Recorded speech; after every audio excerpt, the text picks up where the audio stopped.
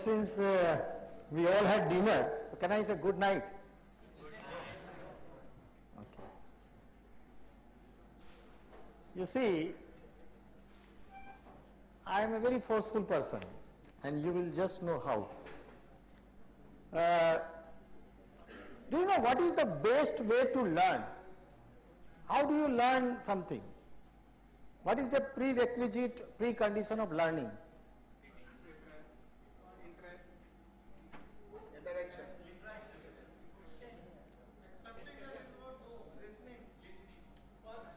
Listening is a good answer actually.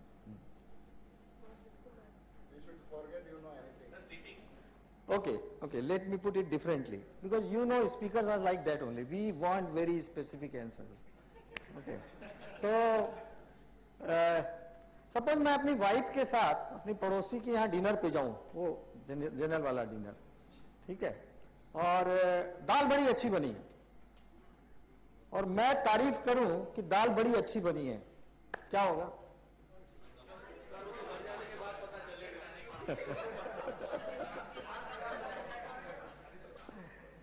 अच्छा, ये ख्याल अगर मेरी वाइफ के मन में आ जाए तो क्या होगा कि दाल बड़ी अच्छी बनी है? कुछ तो होगा.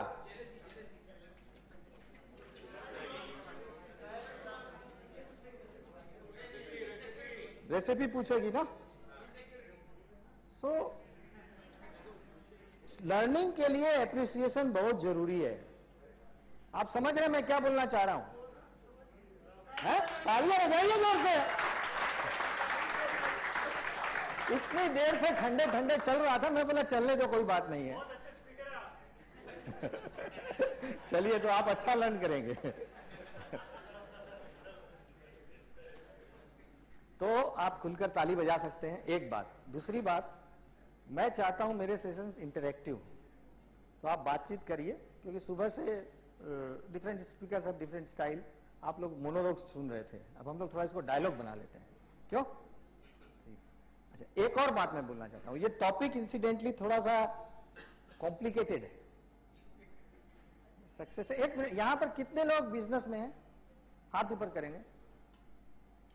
और कितने लोग जॉब्स में हैं? चलिए, थैंक गॉड कि ज्यादा लोग बिजनेस में हैं. मेरे को आजकल बड़ा डर लगने लगता है जब यंग जनरेशन, यंग गैदरिंग रहती है ना, तो proportion of people in job is much higher nowadays. अपने मारवाड़ी एंटरप्रेन्योरशिप को धीरे धीरे भूल गए हैं. तो मेरे को लगा ये टॉपिक पे बोलूंगा और सब जॉब वाले मिलेंगे जिनके लिए सक्सेशन प्लानिंग का कोई रिलेवेंस है ही नहीं.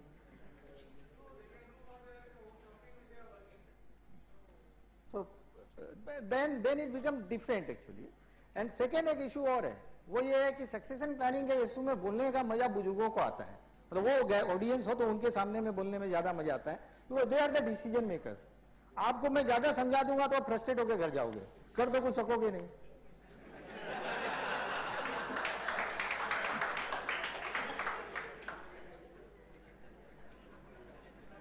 है?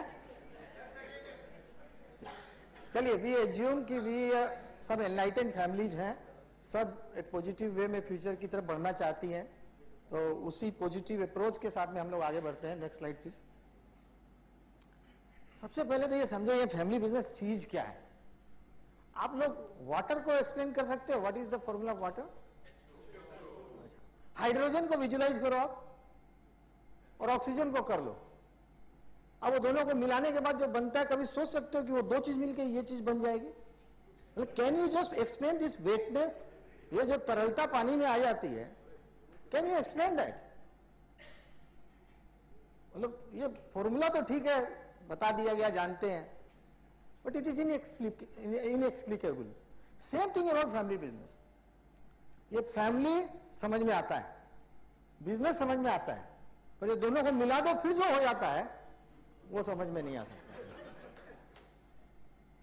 क्योंकि फैमिली कब बिजनेस में घुस जाती है और कब बिजनेस फैमिली में घुस जाता है, और उसके जो फिर लफड़े झपड़े खड़े होते हैं, वो बहुत ही कॉम्प्लिकेटेड सब्जेक्ट है. थोड़ा सा सिंपल मैं पेश करता हूं. Next. It's a unique combination of two diverse system. जरा ध्यान से देखिए. Family requires stability, business demands change. Family fosters equality, भाई सब बेटे मेरे बराबर हैं।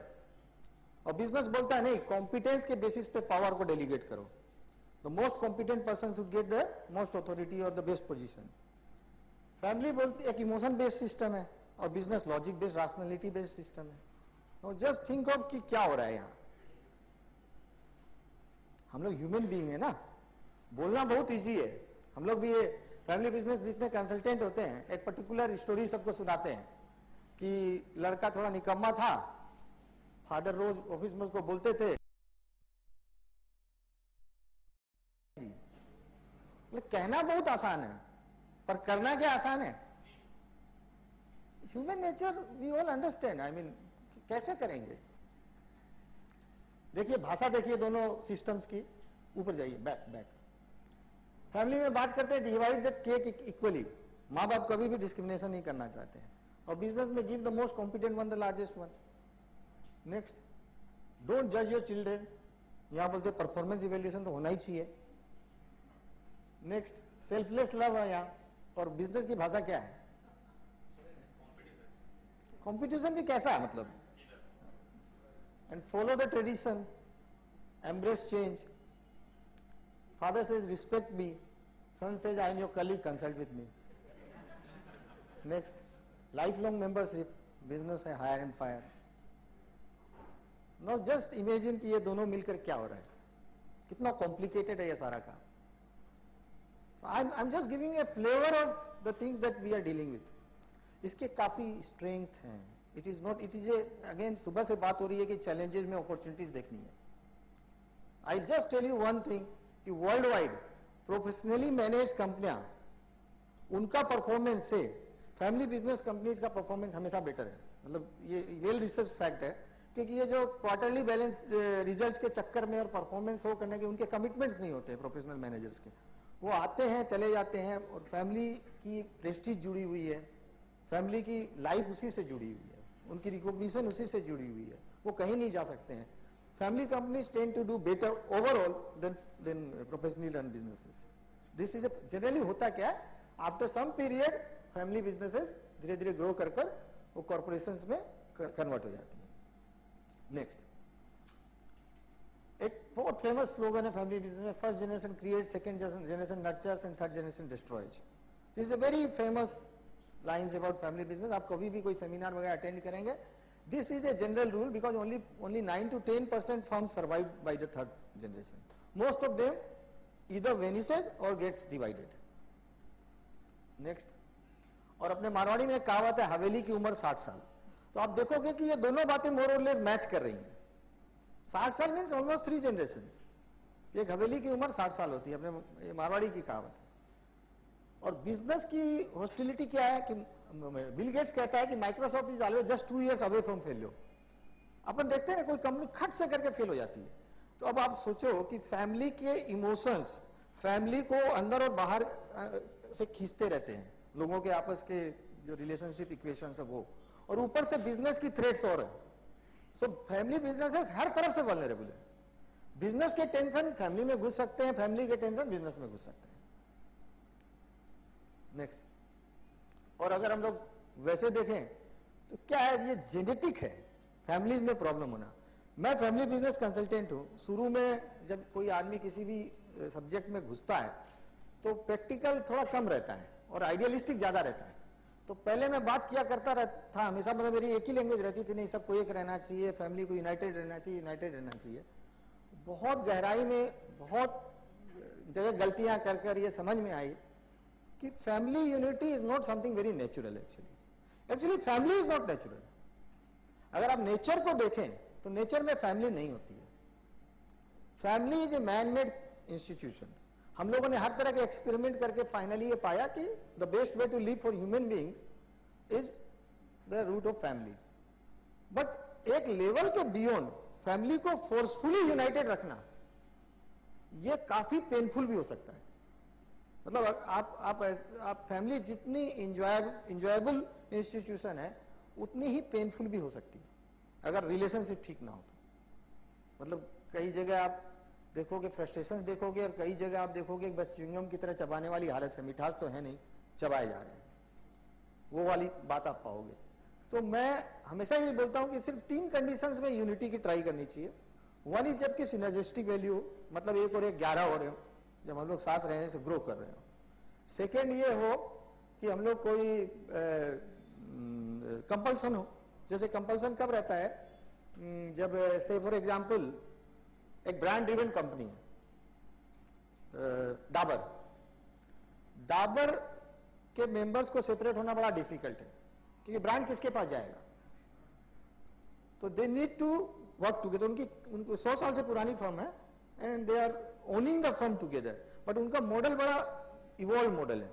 None of the family members participate in the management of the company. Management of the company is given to professional managers.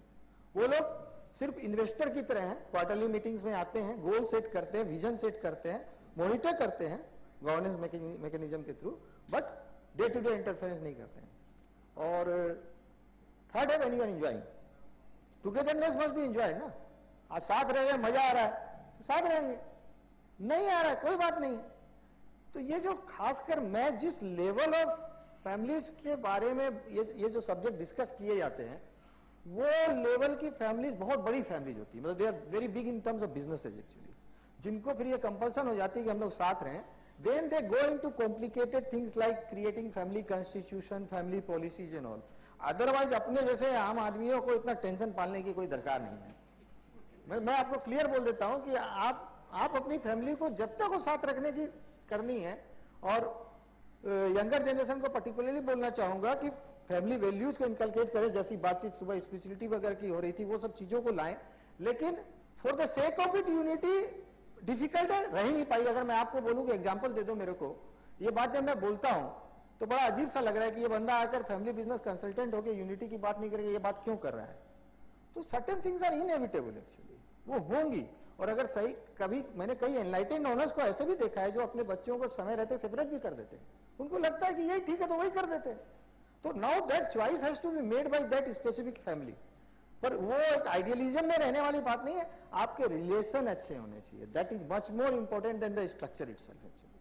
तो उस पर फोकस होना चाहिए और एक म्यूचुअल रिस्पेक्ट होना चाहिए। उसके बारे में मैं आगे ज्यादा बात करूंगा नेक्स्ट। और बाकी ये जो चीजें हैं, महाभारत की लड़ाई में अपन देखते हैं ये सक्सेशन को लेकर झमेला हुआ था, मुगल्स में हुआ, औरंगजेब ने मार दिया, मतलब, और केन एंड एबल की स्टोरी पढ़िए आप, ये सिबलिंग राइवलरी और गद्दी हथियाने की। तो ये कोई आज की नई चीज नहीं है, मतलब ये सब ऐतिहासिक है, जीन्स में है, तो ये चलेगा।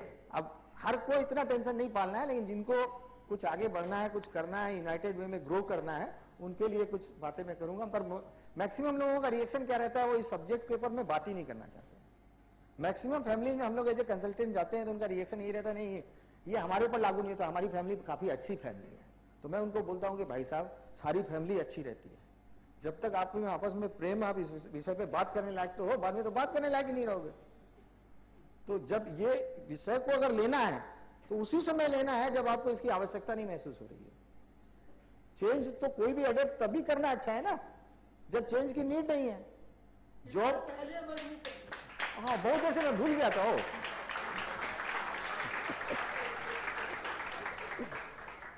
क्या है, आप सपोज जॉब में हैं और जॉब छोड़ दीजिए, जॉब खोजिए, कितना डिफिकल्ट हो जाता है। और जब आपको लग रहा है आपको जॉब नहीं चाहिए, मैं छोड़ने की बात नहीं कर रहा हूं किसी से, डोंट, आप अपने आप को मार्केट रेडी रखना एक अच्छी बात है, कंपनी के लिए भी अच्छी बात है, एक एम्प्लॉय के लिए भी अच्छी बात है कि आपको टेस्ट करना चाहिए कि आप मार्केटेबल हैं या नहीं है। तो कभी कभार 2-4 फोकट में इधर उधर बायोडाटा फेंकने में कोई नुकसान नहीं है। मैं प्रैक्टिकल बात कर रहा हूं आपसे, क्योंकि अगर आपको निकाल दिया उस दिन आप जॉब खोजने गए ना, बहुत डिफिकल्ट होने वाला। नेक्स्ट, अब क्या, 2 जनरेशन है, उनकी पर्सपेक्टिव्स हैं, दोनों के अपने अपने मेकअप्स हैं, बैकग्राउंड हैं, संस्कार हैं, वो समझने की बात है। असली बात यही है। मैं इस टॉपिक को आज ज्यादा अहमियत दूंगा, जनरेशन गैप या इन सब्जेक्ट्स को मैं ज्यादा अहमियत दूंगा। और सक्सेशन प्लानिंग पे आगे जब टेक्निकल थोड़ा रहेगा तो मैं फास्ट निकल भी जाऊंगा, दरकार होगी तो मैं मेल कर दूंगा आपको, आप सर्कुलेट कर देना। नेक्स्ट, देखिए फाउंडर्स के कुछ एट्रीब्यूट होते हैं। जो एंटरप्रेन्योर होते हैं, जिन्होंने फर्म को क्रिएट किया है, उनके कुछ मेंटल मेकअप्स होते हैं, कुछ उनकी पर्सनालिटी स्ट्रांग होती है, विल पावर स्ट्रांग रहता है, high level of commitment to the business, तभी तो वो वहां तक ले गए। हैंड्स ऑन मैनेजमेंट, वो सब चीज खुद करना चाहते हैं, डेलीगेशन उनको नहीं आता है। इंट्यूटिव मैनेजमेंट, वो इंस्टिंक्ट पे चलते हैं। जैसे उन्होंने बोला था ना सुबह कि मैंने तो कोई स्ट्रेटेजी नहीं बनाई थी, या कोई स्ट्रेटेजी से बिजनेस रन एंटरप्रेन्योर नहीं करते हैं। बाद में जाकर जो प्रोफेशनल मैनेजर है उनकी बात अलग है, इंडिपेंडेंट होते हैं, इनफॉर्मल उनकी स्टाइल होती है, लॉयल्टी को वो रिस्पेक्ट करते हैं और कंजर्वेटिव होते हैं, टू द एक्सटेंट कि मैं भी जॉब किया हूं एक अच्छी कॉर्पोरेट में, तो उसके चेयरमैन और मेरे को एक बार केबिन शेयर करना पड़ा कोई फॉर सम रीजन। तो वो दवा का प्रेस्क्रिप्शन लेके आए, और हमारे कलकत्ता में एक बागड़ी मार्केट है, होलसेल मार्केट है, जिसमें काफी डिस्काउंट मिलती है हर चीजों में। फिर उन्होंने एक प्यून को बुलाया, उसको प्रेस्क्रिप्शन दिया, और जाकर दवा लेके आया। 100 रुपए की दवा थी, 20 रुपए बचे। उन्होंने मेरे को बताया कि देखो मैंने 20 रुपए बचाए। तो मैंने बोला कि आपने किया तब तक ठीक है, मैं करूंगा तो आप परेशान हो जाओगे, क्योंकि मेरी टाइम की जितनी कीमत है ना, मतलब आपको मैं एक बहुत सिंपल एग्जांपल दूं कि जो बिजनेसमैन होगा, जो कंपनी को ओन करता है, उसको अगर दिन भर का काम हो तो वो मॉर्निंग फ्लाइट से जाएगा और शाम की फ्लाइट से वापस आ जाएगा। और प्रोफेशनल मैनेजर होता है तो जनरली शाम की फ्लाइट बोलता है मैं इतनी सुबह जाता हूं तो मैं टायर्ड हो जाता हूं, ठीक है, वो जाएगा वहां होटल में रात में रुकेगा। तो this is how business is really made, एक एक पैसे जोड़ के बनता है। उसके चलते फिर उनकी वो निगेटिव साइड भी हो जाती है कि पेनी वाइज पाउंड फुलिश भी हो जाते हैं, बट बिजनेस बनता वैसे ही। नेक्स्ट, और ये एक्सेसिव इमोशनल इन्वॉल्वमेंट हो जाता है उनका बिजनेस में, और failure to let go at the right time, क्योंकि उन्होंने कोई चीज क्रिएट किया है ना, कोई भी चीज क्रिएट की। एंटरप्रेन्योर की सबसे बड़ी प्रॉब्लम यही है, और सक्सेशन प्लानिंग का सबसे बड़ा झमेला यही है कि कब छोड़ देना है नेक्स्ट जनरेशन पे, ये नहीं समझ में आता है, और सारा लफड़ा वहीं खड़ा होता है। और डेलीगेशन पुअर रहता है, और प्रोफेशनल्स को जनरली वो रिस्पेक्ट नहीं करते। उनको क्या लगता है कि यार मैंने ये एम्पायर क्रिएट किया, मैंने ये बिजनेस क्रिएट किया, इन्होंने क्या किया है। अगर कोई प्रोफेशनल आके बोलता है तो बोले यार तुम्हारा क्या बैकग्राउंड है, तुमने क्या अचीव किया अभी तक। यू सी, हम लोग जो थोड़ा बहुत बोलते हैं कहीं जाकर, तो हम लोग की सबसे बड़ी प्रॉब्लम यही रहती है, सक्सेसफुल लोगों को समझाना सबसे बड़ी प्रॉब्लम है, क्योंकि वो तो दिमाग के दरवाजे बंद है ना, फिर वो अपने आप से भरे हुए हैं। खाली जगह तो चाहिए ना, हम कुछ डालेंगे कहां, एक कप तो पहले से भरा हुआ है, और उनकी गलती नहीं है, they have been achievers actually. Again मैं इसको ह्यूमन लेवल पे देखने की बात करता हूं।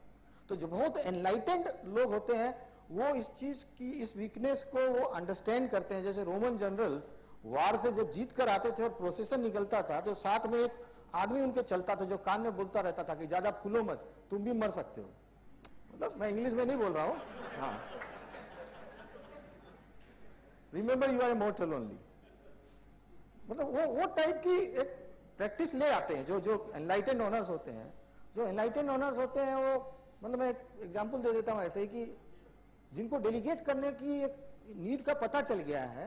There was one particular person in Japan, वो क्या करता था, 2 साल से एक बार अनाउंस कर देता था आई एम डेड, और 1 महीने की छुट्टी पे चला जाता था, और पूरी कंपनी को ऑर्डर रहता था कि you behave as if I am not there. मतलब वो अपनी कंपनी को रेडी कर रहा था कि मेरे बिना मेरी कंपनी चलनी चाहिए ना। जबकि नॉर्मल एंटरप्रेन्योर बिल्कुल उल्टा करता है, उसको तो एक बार पूछो नहीं।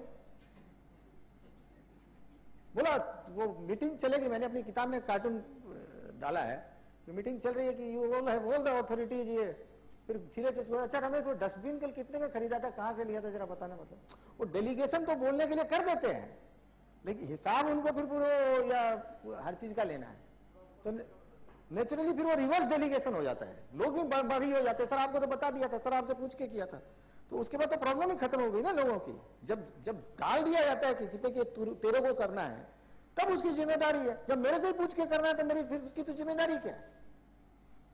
But they don't understand, they got into that trap. और इनहेरिटेंस के एट्रीब्यूट क्या है कि कंटेम्पररी नॉलेज है, थोड़ा सिस्टम ओरिएंटेशन है, ऑटोमेशन की डिजायर है, willingness to invest in new product and businesses and diverse interest है। ये इनहेरिटेंस की पॉजिटिव साइड। और नेगेटिव क्या है, पीयर प्रेशर, सबसे बड़ी बीमारी है। मतलब ये विषय पे मैं थोड़ा सा समय लूंगा, बहुत इंपॉर्टेंट हो गया है। वो एक एड आता है ना, क्योंकि हर एक फ्रेंड जरूरी होता है। कितने बड़ा पोर्टफोलियो बनाएंगे फ्रेंड का पता ही नहीं है, निभेगा एक नहीं है, सब जरूरी होता है। मतलब I am telling you, just listen to this. आपने दोस्ती मूवी पुराने लोगों ने देखी होगी, बहुत अच्छे अच्छे गाने मोहम्मद रफी के। उसमें दो कैरेक्टर है, एक लंगड़ा है और एक अंधा है, और दोनों एक दूसरे को कॉम्प्लीमेंट करते हैं। आज की जनरेशन की हालत क्या मालूम है? वहां एक अंधा, एक लंगड़ा एक अंधे को लीड करता था और इस ढंग से था ना, कम से कम। यहां तो अंधे अंधे को लीड करते हैं, because they don't listen to experience. ये ट्रेजेडी हो गई है, पीयर प्रेशर इतना डोमिनेंट हो गया है कि जो सबसे बड़ी समस्या आज समाज को जो है, और इनको ये अभी नहीं समझ में आता है कि कितने ये एंकरलेस हो गए, इनकी रूटीन कितनी, जो बोनसाई प्लांट की बात हो रही थी कि ये, और सुबह बात हो रही थी ना लैक ऑफ डेप्थ, आज कितना सुपरफ्लुअस एग्जिस्टेंस हो गया हम लोगों का। 2 मिनट मोबाइल नहीं बजता है ना तो ऐसे ऐसे देखने लगते हैं कि वो खराब हो गया है क्या या कुछ, और इंफॉर्मेशन ओवरडोज से परेशान है, कॉन्स्टिपेशन ऑफ आइडिया हो गया है। क्यों? कि टाइम ही नहीं है सोचने की, डेप्थ में तो जाते ही नहीं है ना हम लोग इतना। We are having information on everything, but we are not having time to get the wisdom about things. Wisdom depth का सब्जेक्ट है। अभी आप टीवी से छूटे नहीं, इंटरनेट से छूटे नहीं, मोबाइल, फिर आपस में खटखट खटखट अभी भी चल रहा होगा, है?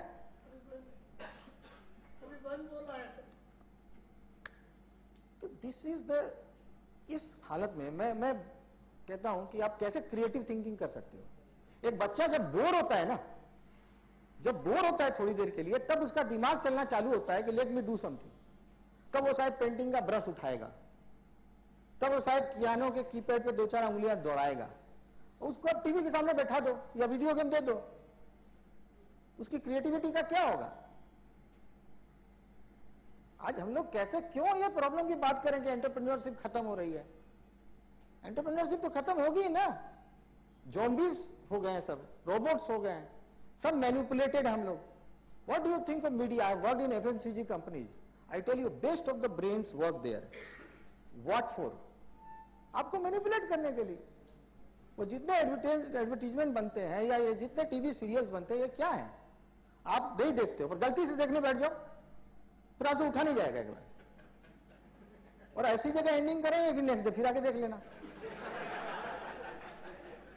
What I am trying to tell कि we are getting manipulated and we must recognize that। और अगर जब तक हम लोग अपने आप को संभालेंगे नहीं, अपने विवेक को नहीं बचाएंगे, थोड़ा सा एक सेल्फ रेस्ट्रेंट नहीं लाएंगे, अपने आप को कंट्रोल नहीं करेंगे, तो बिगड़ने के रास्ते और गड्ढे तो खुदे हुए हैं। और आप समझ सकते हो ना, एक छोटा सा मैं एग्जांपल देता हूं। मेरे को ये मत समझिएगा कि मैं कोई कंजर्वेटिव हूं या ट्रेडिशनलिस्ट हूं, या that's not the point. Just try to understand, because doing things for the right reason is good, doing things for the wrong reason cannot be justified। आज के दिन क्या हो गया है कि ये 14 फेब को क्या डे रहता है? वो Valentine day. Okay, you know, if you don't have a boyfriend or a girlfriend, you feel inferiority complex on that day?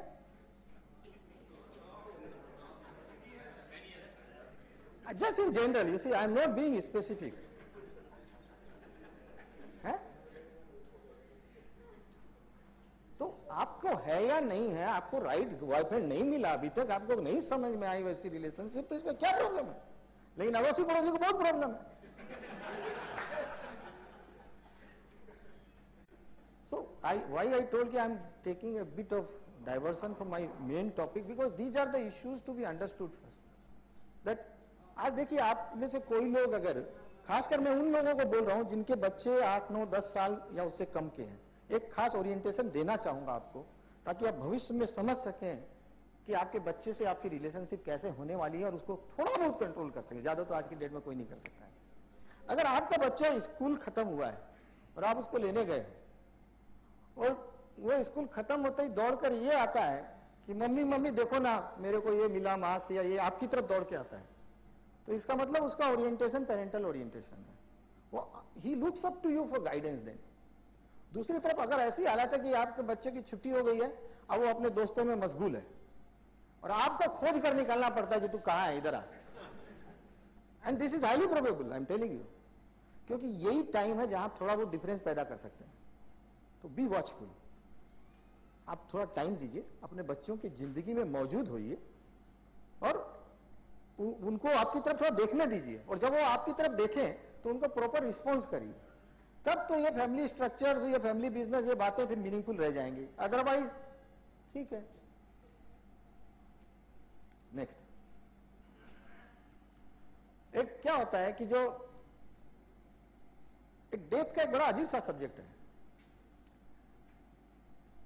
लोग बात ऐसे करते हैं कि अगर कोई आदमी 90 साल का रात में सोते सोते उसकी डेथ हो गई, तो हम लोग कैसे बात करते हैं, you know what is our language, कि अगर मुझे मरना पड़ा ना ऐसे ही मरूंगा, I prefer to die like this, जैसे कि मेरे को अगर वाला एक चॉइस है हाथ में, मतलब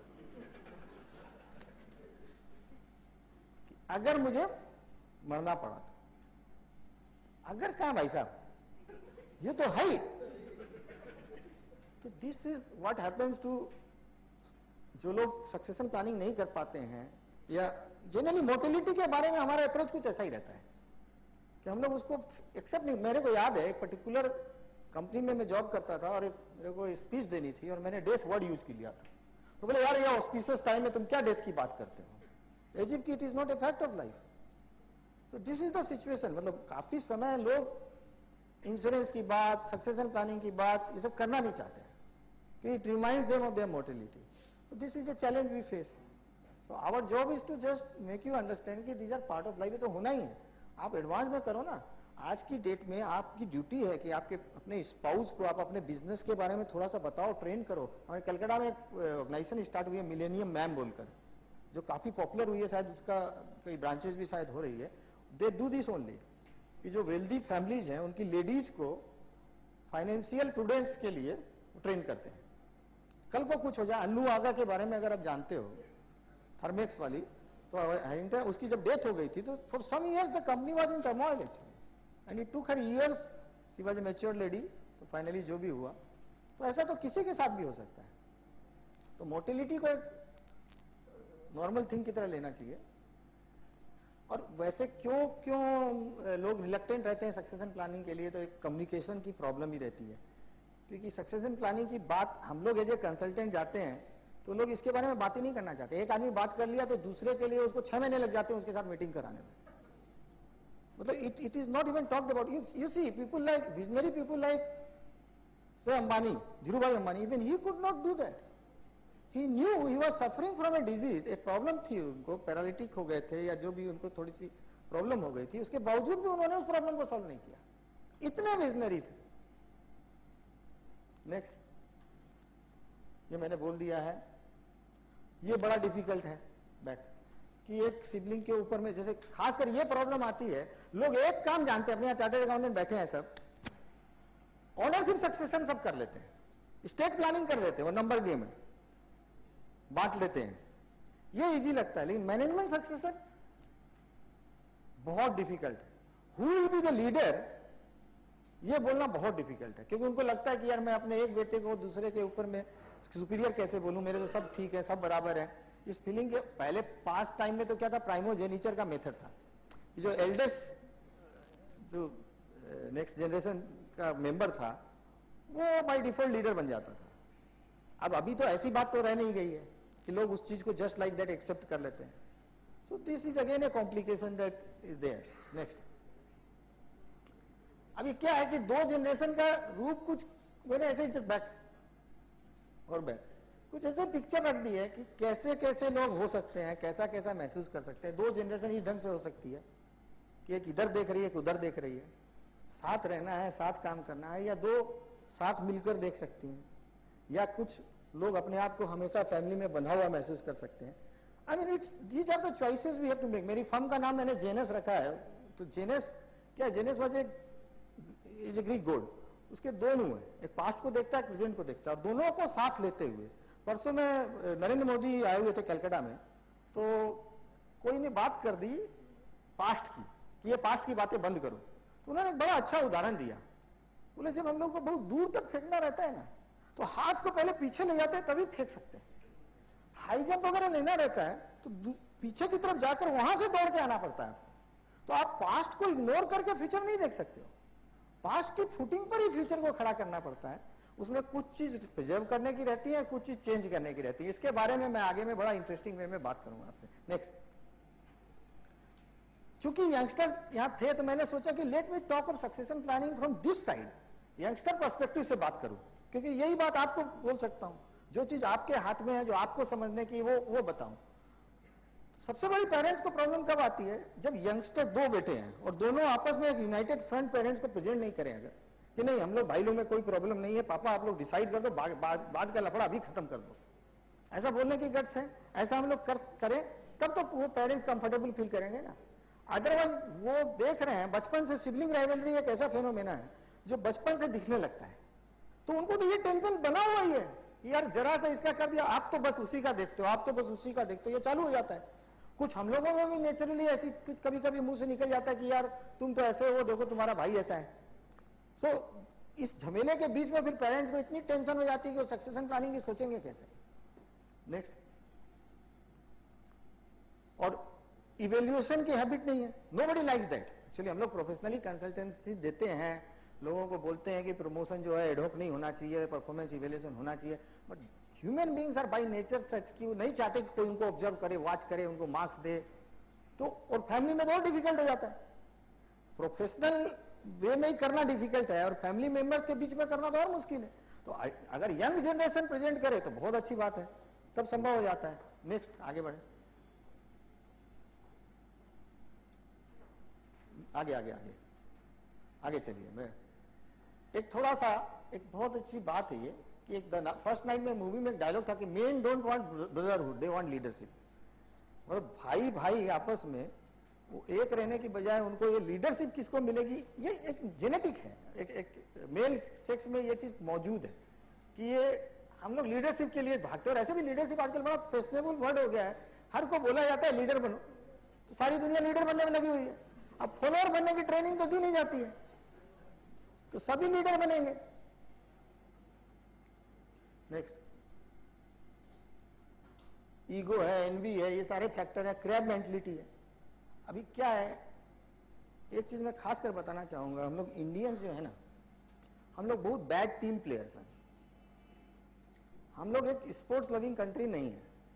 अब आप बोलोगे इतना तो क्रिकेट खेलते हैं, आप खेलते क्या, देखते हैं,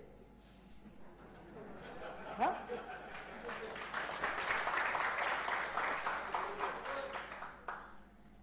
खेलते तो है नहीं हम लोग। आज वेस्टर्न वर्ल्ड में जाइए, they give enough time for sports, क्योंकि स्पोर्ट्स आपको हारना सिखाता है, वो बहुत अच्छी ट्रेनिंग है, आपको ग्रेस सिखाता है विक्ट्री में। तो वो ट्रेनिंग कहां मिलती है हम लोग। मैं एक बहुत कड़वा सच बोल रहा हूं आपको कि हम लोग दुनिया के आदर्शवाद के ठेकेदार हैं, खाली डायलॉग मारने में, और बाकी ह्यूमन क्वालिटीज में इंडिया की सिर्फ एक क्वालिटी बहुत अच्छी, वो है इसकी फैमिली वैल्यूज। ह्यूमन वैल्यूज में हम लोग बहुत खराब है। पेट्रियोटिज्म में हमारी 12 बजी हुई है, खाली डायलॉग से।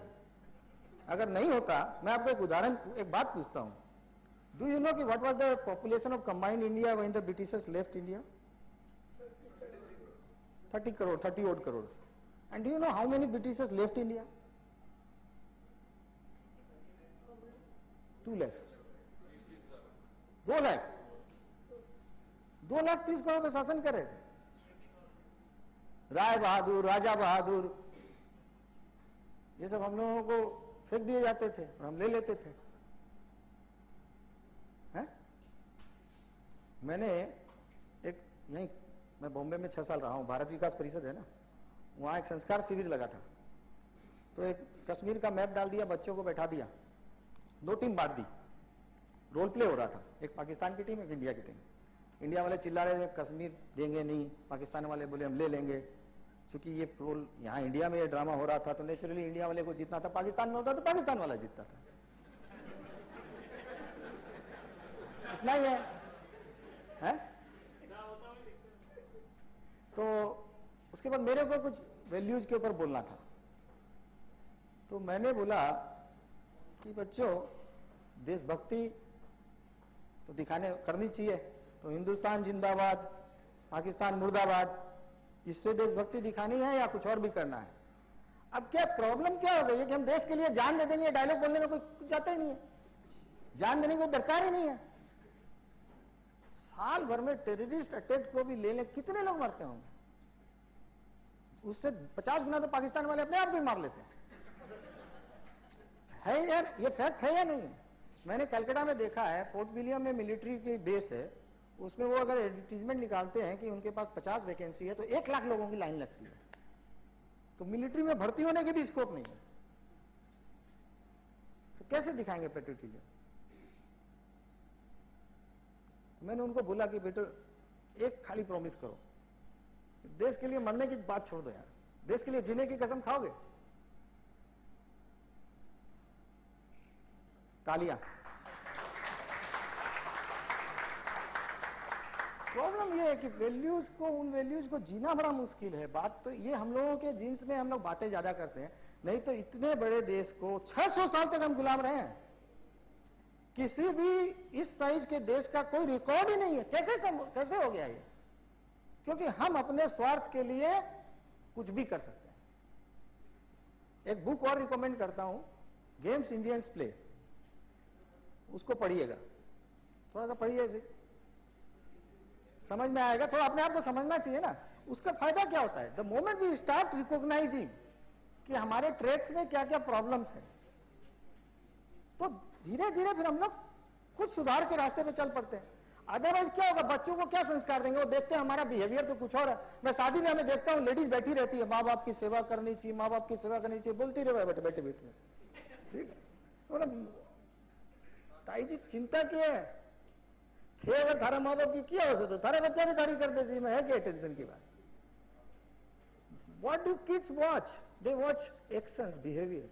वर्ड्स में क्या रखा हुआ है? तो वर्ड्स बोलने के तो मास्टर नहीं है। आपको अपने माँ बाप की अगर चिंता किस लिए करनी है? आपको माँ बाप की चिंता माँ बाप के लिए करनी है क्या? आपको माँ बाप की चिंता अपने लिए करनी है। आई रिमेम्बर, मैं बॉम्बे में था, एक बार मेरे पेरेंट्स आ रहे थे, रात की 2 बजे की ट्रेन थी, और मैं बोला कि मैं चला जाऊंगा। वाइफ ने ऐसे कैजुअली बोल दिया कि ड्राइवर है ना, चला जाएगा। मैं बोला 20 साल आगे सोच लो।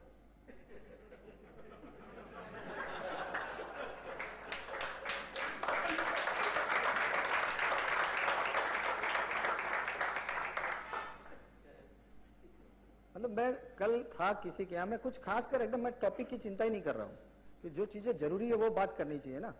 तो एक यंगस्टर आया, वो आसाम से आया था।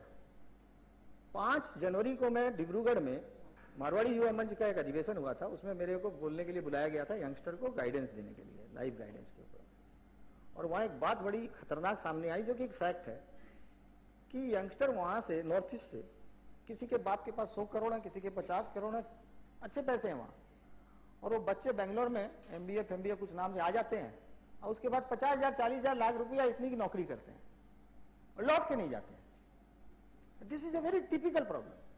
अच्छा खासा बिजनेस जो है वो धीरे धीरे खत्म हो जाएगा और बड़ा चिंता का विषय बना हुआ है। अच्छा, कल मेरे को एक नमूना मिला, वो बोल रहा है उसके फादर के बड़ा अच्छा बिजनेस है गुवाहाटी में, मेरा ससुराल है गुवाहाटी, तो मैं जानता हूँ, उसकी दुकान को भी जानता हूँ। वो यहाँ पर वो एनिमेशन के लिए कंप्यूटर ट्रेनिंग ले रहा है, जबकि अपने लोग जो जानते हैं, थोड़ी बहुत टेक्नोलॉजी को जानते हैं, ये बड़ी बेसिक ट्रेनिंग है। और फादर मदर सिंपल होते हैं, क्या कर रहा, बोला मेरा बेटा बंबई में जाके एनिमेशन की ट्रेनिंग ले रहा है। उनको लग रहा है कि बहुत बड़ा कोई तीर मार रहा है, तो वो तो एकदम उस भ्रम में रहते हैं।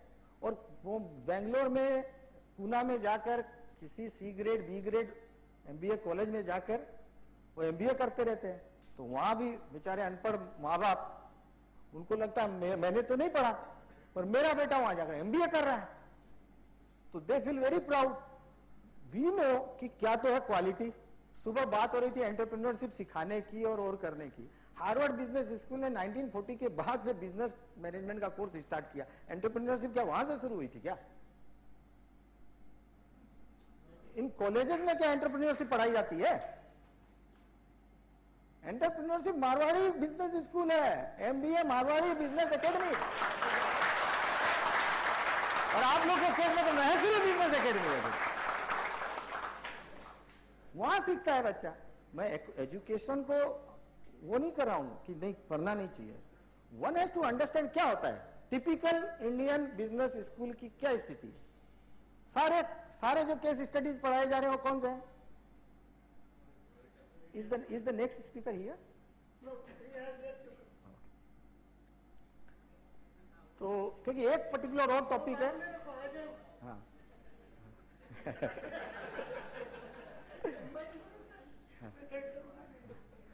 तो नहीं, क्या होता है कि मजा आता है ना, तो लगता है बात करते रहे। हाँ तो लेकिन डिसिप्लिन में तो रहना ही पड़ेगा। तो है हाँ, होना नहीं चाहिए। तो आज ये जितने ये इसलिए जॉब रेडी तो है ही नहीं, कुछ समझ में तो आता नहीं है। और मैंने किया है ना, मैंने 10 साल की वर्किंग के बाद में मैं MBA, exactly not MBA, it was a 1 year special management programme. I went to IIM Calcutta. अब IIM कैलकाटा तो एक रिस्पेक्टेबल ऑर्गेनाइजेशन है, अच्छे प्रोफेसर है। शुरू के 2 महीने मेरे को बड़ी परेशानी हुई। वो बंदे जो भी पढ़ाते थे मेरे को समझ में नहीं आता था, क्योंकि प्रैक्टिकल लाइफ से मेरे को कहीं लिंक नहीं लगता था, तो मैं उनसे लड़ लेता था। बाद में मेरे जितने कलीग थे वो दुखी हो गए। उन्होंने आके मेरे को बोला कि भाई तेरे को जो करना है तू बाद में क्लास के बाहर जाके कर लिया कर। और मेरे को भी समझ में आ गया कि यार मैं सिखाने के लिए तो पैसे दिया नहीं हूं, मैं तो सीखने के लिए दिया हूं, तो जो मिलता है सो ले लूं। है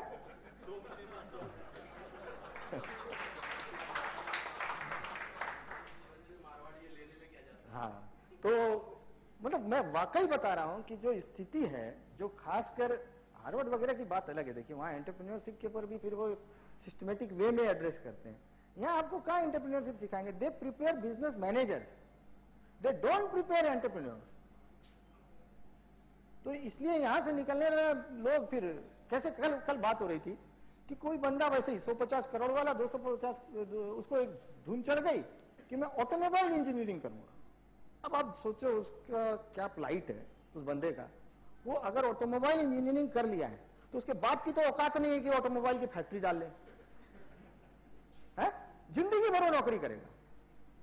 मैं नौकरी को बुरा नहीं बोल रहा हूं, आपको फोरसाइट होनी चाहिए ना। जैसे उस बंदे को कल मैंने यही बोला कि यार तू एनिमेशन एंटरप्रेन्योरशिप के लिए सीख रहा है, तब तक तो ठीक है कि तू एनिमेशन फर्म बनाएगा, तेरे में कोई जबरदस्त टैलेंट है एक्स्ट्रा ऑर्डिनरी कि तू कुछ क्रिएट करेगा।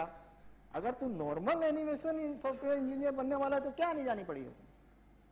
तो उसको कल कहीं शायद पता नहीं, I don't know, I don't care, उसके बाद क्या होता है उसकी मर्जी है। So this is where all the problems are coming कि यंगस्टर आ जाते हैं, पेरेंट्स को कुछ समझ में नहीं आता है, पीयर प्रेशर रहता है। लाइफ के प्राइम ईयर में क्या बात हो रही थी सुबह कि एंटरप्रेन्योरशिप स्टार्ट करने की बेस्ट एज क्या होती है? उसके जाने के बाद क्या करोगे आप? आई नो, मेरे पास तो चूंकि मैं जॉब में भी रहा हूं, मैंने सारे टेस्ट लिए। मैं बिजनेस फैमिली से आता हूं, लगभग 10-12 साल जॉब में भी रहा हूं, 10-12 साल बाहर भी रहा हूं, फ्रीक्वेंटली आया गया हूं, सब किया है। मैं बताता हूं कि ऐसे लोगों का अक्सर जो 50 क्रॉस कर गए, 45 क्रॉस कर गए, अरे how can you do it यार, how can you live so easily, उनकी हिम्मत ही नहीं हो पाती उसके बाद में, क्योंकि मंथली चेक की ऐसी खराब आदत पड़ जाती है। बिजनेस में क्या होता है, बिजनेस में पहले साल 2 साल तो आपके पैसे लगते हैं, आने का सिलसिला तो उसके बाद शुरू होता है, तो वो हैबिट से ही चला जाता है फिर। So these are issues, the choice has to be made by you, but what I am trying to tell is कि why not become job giver rather than being a job Sikar.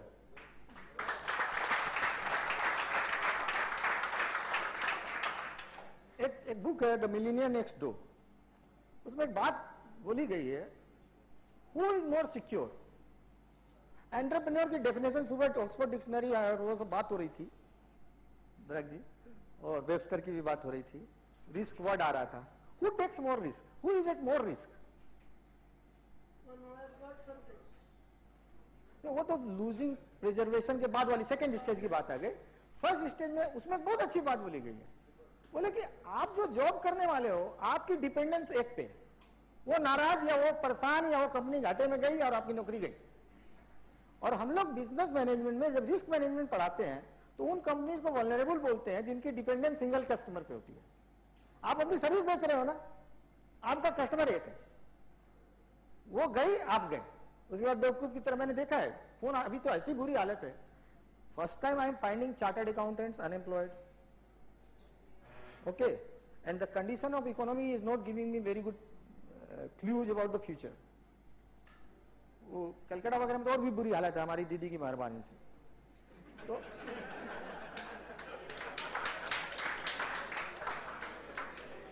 अब लोग बोलते हैं कि जॉब में आप चली गई, उसके बाद में लोगों के फोन आते रहते हैं। सीएस वगैरह में, कावरा जी, सीएस वगैरह में वो आजकल ट्रेनिंग मैंडेटरी कर दिया ना, वो कंपनियों को 3000 में फोकट के ग्रेजुएट पोस्ट ग्रेजुएट स्टूडेंट मिलने का हिसाब हो गया। ऐसी हालत है कि कंपनियां नहीं है, स्टूडेंट ज्यादा है। इस कंट्री ने किया क्या आज तक? पैदा ही तो किया है ना।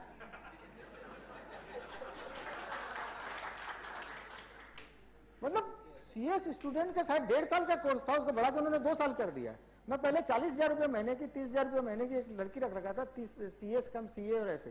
फिर मेरे को लगा यार ये हिसाब तो ठीक है, 3,000 3,500 में 4, 5, 7 रख लो। Note that quantity and quality can be matched, I don't mean that. मेरा कहने का मतलब ये है कि ऐसी तो हालत हो रखी है। आप अगर एंटरप्रेन्योरशिप को अल्टरनेट प्रोफेशनल अपॉर्चुनिटीज, अगर आप प्रैक्टिस में हो तो एंटरप्रेन्योर तो आप भी हो ना, प्रैक्टिस में तो एंटरप्रेन्योर ही हो, और एंटरप्रेन्योर भी हैं, उनकी भी बात कर रहे हैं। पर इंडियन कॉन्टेक्स्ट में एंटरप्रेन्योर कितने फ्री और कितने नहीं है, ये बड़ा डिबेटेबल सब्जेक्ट है एक्चुअली। क्योंकि यहाँ के बाबू लोग, मैं कल बताता हूँ, यहाँ के एक नामी बिल्डर जिसने अभी बहुत बड़ा हंगामा किया, बहुत बड़ा प्रोजेक्ट लॉन्च किया, उसके वो प्रोफेशनल एमबीए सब हायर कर रखे उन्होंने, मैं उनके साथ था, मेरी कोई डील चल रही है, और वो लोग, हमारी कंपनी बड़ी प्रोफेशनल है, करते रहते हैं दिन भर। और मैं कुछ भी बोलता हूँ, सर मेरे मैनेजमेंट से पूछना पड़ेगा, मैनेजमेंट। मैं बोला I know, I understand, so much for empowerment. इतना ही एम्पावरमेंट है आपको, क्योंकि मैंने तो जॉब किया है ना, मैं तो जानता हूँ उस स्टोरी को भी कि कितना एम्पावरमेंट मिलता है, डेलीगेशन क्या है। तो आपको अगर कुछ करना है, सुबह बात हो रही थी पैशन की, तो try to sit down, 2-3 exercises करिए, ट्राई टू अंडरस्टैंड कि व्हाट इज योर कॉलिंग, आप क्या चीज में बहुत अच्छे हो, क्या चीज करने में आपको कभी भी प्रेशर नहीं फील होता है, it comes very naturally to you. क्या ऐसे एरियाज है जिसमें आपने बहुत वंडरफुली परफॉर्म किया पास्ट में, अपने को पहचानने की कोशिश करिए, स्वॉट एनालिसिस करिए पर्सनल, ये सब 2-3 काम करिए, तो आपको समझ में आएगा कि आप क्या हैं, आप क्या हैं। चलिए एक सब्जेक्ट आ गया बड़ा इंटरेस्टिंग, मैं पूछता हूं, हु एम आई? अगर ये सवाल किया जाए तो इसका क्या आंसर होगा? देखिए टाइम कम है, और सवाल जवाब तो मैं वही चाहूंगा जो मैं चाहूंगा, तो मैं ही दे देता हूं, ठीक है। आप लोग कंफर्म करना है या डिसएग्री करना, ठीक है। मैं आंसर दे रहा हूं, you tell me whether I am correct or not. Who am आई?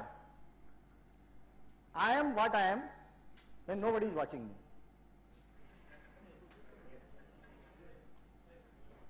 ठीक है कि मैं वो हूं जो मैं हूं जब मुझे कोई नहीं देख रहा है। अगर बॉस नहीं देख रहा है और मैं गेम खेल रहा हूं तो मैं फांकीबाज हूं। अगर मम्मी नहीं देख रही है और मैं होमवर्क नहीं कर रहा हूं, टीवी देख रहा हूं, तो मैं वही हूं। Why I am telling it? एक और डेफिनेशन देता हूं लीडरशिप की। A leader is a person who is not required to be told what needs to be done. He takes the initiative by himself. Now you club these two things. अभी बहुत confusion चलता है ना, leadership, leader होना चाहिए, leader होना चाहिए, leader होना चाहिए। मैंने आपको आईना दिखा दिया है, अच्छे से देख लीजिए। अगर आपको सुपरविजन की दरकार पड़ती है, ठीक है, अगर कोई नहीं देखता रहता है तो आप फांकी मारते रहते हैं, तो एक्सेप्ट कर लीजिए कि आप वही। 2 चॉइस है इसमें भी, एक्सेप्ट कर लेंगे दिमाग ठंडा हो जाएगा, फांकी मारते रहिए। दूसरी चॉइस है कि जब ये रिकॉग्निशन हो गया कि अच्छा मेरे में ये कमजोरी है, तो उसको दूर कर लीजिए, तो आप एटलीस्ट डिजर्विंग कैंडिडेट तो बनेंगे, अदरवाइज खाली फ्रस्ट्रेट होकर घूमते रहेंगे। दुनिया में सिर्फ 10% लोग ही लीडरशिप मटेरियल है, 90% लोग अगर सही पूछे तो फॉलोअरशिप मटेरियल है। तो अच्छे फॉलोअर बनने की ट्राई करिए फिर, यार अपन को इतना टेंशन नहीं चाहिए। एक आदमी था, एक किसान, बहुत वफादार था, एक 50-30 साल से 40 साल से किसी जमींदार के खेत में काम करता था। तो उसको लगा यार इतनी धूप में ये खटता है, बड़ी तकलीफ होती होगी इसको, इसको अब आराम की जॉब दे देते हैं। तो उसको उसने जॉब दे दी आलू छांटने की, खराब आलू, छोटा आलू, बड़ा आलू ऐसे करके छांटा। 3 दिन बाद गया देखने के लिए, फेंट होके गिरा हुआ था। बोलो क्या हुआ यार? बोले सर मैंने कोई गलती कर दी है माई बाप। बोले क्या हुआ बोलो तो सही। बोले इतना टेंशन का काम क्यों दे दिया मेरे को? मेरे को वही ठीक है। तो हर आदमी की ये कैपेबिलिटी नहीं होती है। Decision making, initiative, these things everybody cannot do, and you are what you are when nobody is watching you. So take shelter, be at peace, और उस हिसाब से जिंदगी जिए। आगे बढ़ते हैं, चलिए मैं एक पॉइंट जरूर कवर करूंगा, उसके बाद छोड़ूंगा। चलिए आगे बढ़िए। ये टीम स्पिरिट के बारे में मैंने बोला, मैं जो इंडियन जो बैड टीम प्लेयर है, सैम पित्रोदा ने बहुत बढ़िया लाइन बोली है, 1 Indian equals to 10 Japanese. 1 Indian equals to 10 Japanese, and 10 Indian not even equal to 1 Japanese. सही है? तो क्यों हम लोग इंटेलेक्चुअली बहुत आगे हैं, लेकिन हम लोग हैं क्रैब्स, तो टांग खींचते रहते हैं। मैं ये बातें क्यों ला रहा हूं कि फैमिली बिजनेसेस में यही सब सिचुएशंस तो बड़ी अजीब है ना। और ये सुबह की बात आई थी टाइम को लेके, स्पिरिचुअलिटी वगैरह में भी लोग उसको एजेंडा बना देते हैं कि जब मैं बूढ़ा होऊंगा तो करूंगा, मतलब सब अभी का एजेंडा नहीं है, रिटायरमेंट प्लान है। वो शैतान की सभा हो रही थी, मेरे को खाली एक इशारा कर दीजिएगा जब प्रोफेसर साहब आ जाए, ठीक है?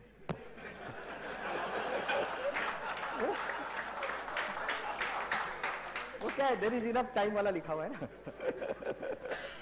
मैं उस भ्रम में नहीं रहना चाहता कि देयर इज इनफ टाइम, जो अभी करना अभी कर लेना। शैतान की सभा हो रही थी, तो शैतान की सभा में क्या एजेंडा होगा? तो शैतानी का एजेंडा होगा। तो एजेंडा ये था कि ये जो कॉम है ना, ये ह्यूमन बीइंग्स, ये जो क्रीचर है ना, इसको कैसे और करप्ट किया जाए। इनका तो यही एजेंडा है भाई। Man is dominated by 2 forces, godly forces and satanic forces. हम लोग में दोनों है, तो उसका काम चल रहा था। तो एक खड़ा होकर बोला उनको बोल देते भगवान कुछ नहीं होता, जो करना है मौज मस्ती से जिंदगी जियो। तो शैतान बोला नहीं, ये चलेगा नहीं, ये आदमी को भगवान पे थोड़ा बहुत है विश्वास। दूसरा बोल देते नहीं, भगवान तो होता है, पर ये जो धार्मिक किताबों में जो लिखा हुआ है ना, ये सब फालतू है। शैतान बोला ये भी नहीं चलेगा। तो तीसरे ने काफी सोचने के बाद में बोला क्या एक बात बोल सकते हैं? बोले क्या? बोल देते कि भगवान भी होता है और धार्मिक किताबों में जो लिखा हुआ ये भी सही है, लेकिन अभी बहुत टाइम है।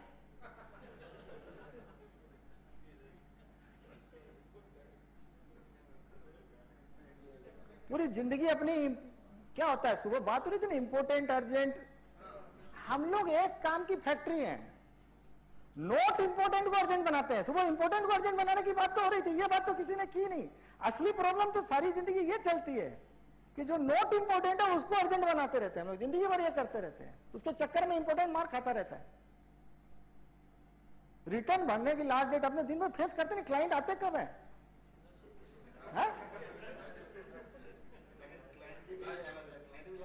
लास्ट मोमेंट में आता है। और अपन ट्राई किए हैं, मैंने तो एक्सपेरिमेंट किया था ना, जून से ऑडिट स्टार्ट कर देता हूं, तो 4 महीने ऑडिट करनी पड़ी हो, फीस तो उतनी मिली।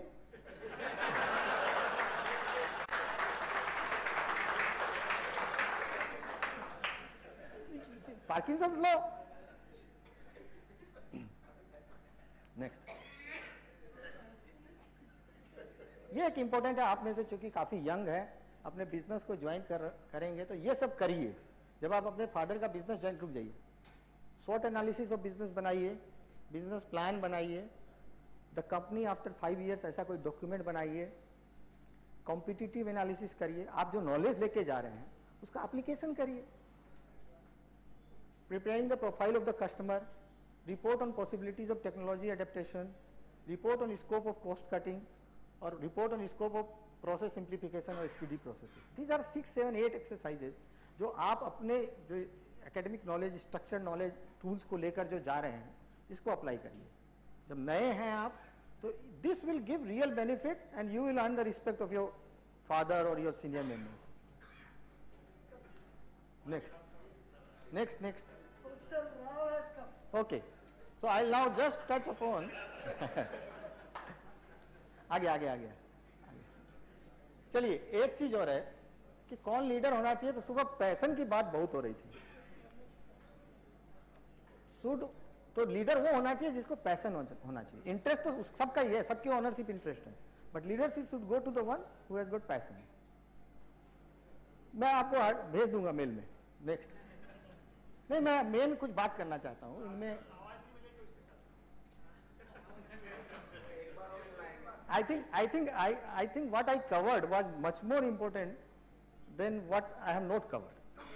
मैं इतना बोल सकता हूं आपको, ठीक है। चलिए आगे बढ़िए। देखिए ये स्लाइड पढ़ लीजिए, आपको समझ में आ जाएगा मैं बोलना क्या चाहता हूं।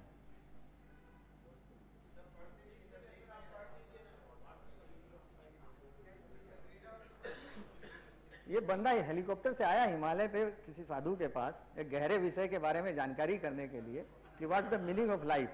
फिर वो बोलता है कि but make it quick, I have got an important meeting in half an hour. क्या है कि आप जिंदगी के रहस्य लेना चाहते हो तो थोड़ा वक्त तो देना पड़ेगा ना उसके लिए।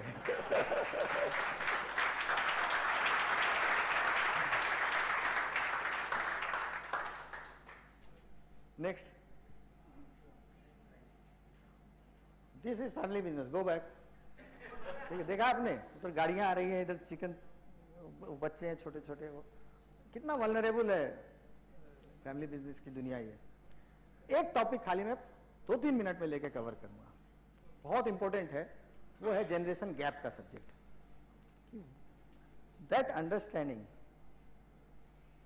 क्या है, हम लोगों ने, मैंने और दरक जी ने एक सेटिंग की थी, लेकिन वो सेटिंग थोड़ी गड़बड़ा गई है। मैंने इनको बोला था कि मैं पूछूंगा ऑडियंस क्वेश्चन, तो आप मेरे से एक क्वेश्चन पूछना। अब मैं ऐसे ही बोल देता हूँ। क्यों दरक जी? वो क्वेश्चन मैंने पूछा था, बताइए ना, मैंने मेरा क्वेश्चन बता के फिर जवाब। अच्छा ठीक है, दरक साहब ने पूछा। हुआ क्या है कि अब टाइम नहीं है तो हम लोग फटाफट में फिनिश करते हैं। You have to understand the senior generation as well as the younger generation, the difference between values and practices. बड़ों के पांव छूना चाहिए, ये वैल्यू है या प्रैक्टिस?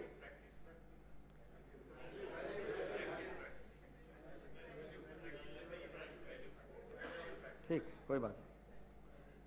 मैं I work with mister Neotia, Harsh Neotia, Ambuja group वाले। वो मेरे को बोला करते थे कि जब वो अपने फादर से मिलते थे तो उनकी फैमिली में एक ट्रेडिशन था कि they used to hug each other. अच्छा है, अच्छा है, चलेगा तो हाथ मिलाते चलेगा?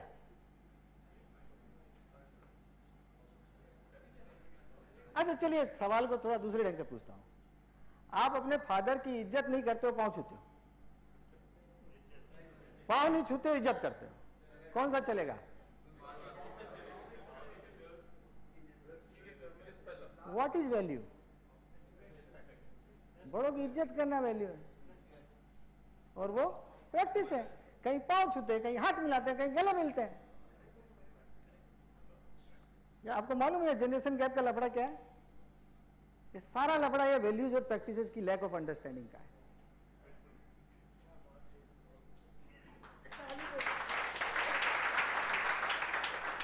क्या है कि the Elder generation is coming from, वो भी कहीं से आ रहे हैं, उनके भी कई रूट्स हैं, पास्ट है, हिस्ट्री है। तो वो संस्कार उनके पहले उनके बाप दादा बोला करते थे कि ये जनरेशन बिगड़ गई है, है? और ये बोल रहे हैं, अरे बहू जींस पैंट में हो और माँ बाप की केयर करे, सास ससुर की केयर करे, वो ज्यादा अच्छा है या इतना लंबा घूंघट निकाल के गाली देती रहे? प्रॉब्लम कहां आती है? सारी लफड़े आते हैं ये प्रैक्टिसेस को लेके, क्योंकि प्रैक्टिसेस में यंग जनरेशन की भी एक प्रॉब्लम है कि उनको आप एक कॉम्प्लेक्स में रह रहे हो, घर की सारी, उस बिल्डिंग की सारी बहुएं अब सलवार सूट में रहती है, साड़ी में नहीं रहती है। अब एक पर्टिकुलर सास चाहती है कि उसकी बहू साड़ी में रहे, तो उसको इन्फिनिटी कॉम्प्लेक्स वगैरह, उसकी कितनी टेंशन है, पीयर प्रेशर में सब है। तो that has to be understood ना, वो आपकी इज्जत कर रही, ये इंपॉर्टेंट है ना। उसी तरह से यंग जनरेशन को भी समझना पड़ेगा कि हमारे पेरेंट्स अगर ऐसा बोल रहे हैं तो where they are coming from, क्यों उनका वो प्रैक्टिसेस का लफड़ा है। तो तो ये जो प्रैक्टिसेस वाली छोटी मोटी लड़ाइयां हैं, इन पे ध्यान हटा लें अगर, और ये बात पे ध्यान दें कि कहीं वैल्यूज में तो मिलावट नहीं हो रही है ना, उसमें तो कोई गड़बड़ नहीं है ना।